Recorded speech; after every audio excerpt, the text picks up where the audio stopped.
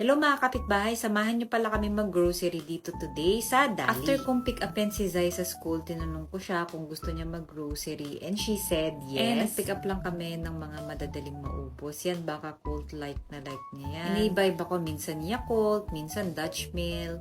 And yan, ako may favorite yan, cookies and brownies. Actually, what I love about Dali is that ang liit niya lang kasi, ang bilis matapos.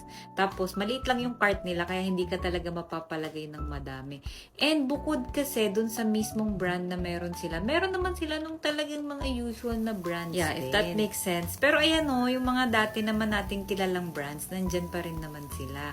And ayan, may mga meat din sila and fries. And for this grocery shopping, I used the complete cashback platinum MasterCard from Security Bank. O diba, ang dami na namin nakuha pero less than 1,000 pesos. So if ikaw ay mahilig mag-budget, I can suggest na mag-grocery ka sa Dali or kaya Balik sa pala tayo sa Wholesale. perks ng Security Bank Cashback Platinum. 5% cashback ito on groceries. May 4% cashback din sa gas and 3% cashback kapag ginamit mo sa utilities and 2% sa dining and 1% cashback on shopping. And hindi lang yan, accepted din to worldwide.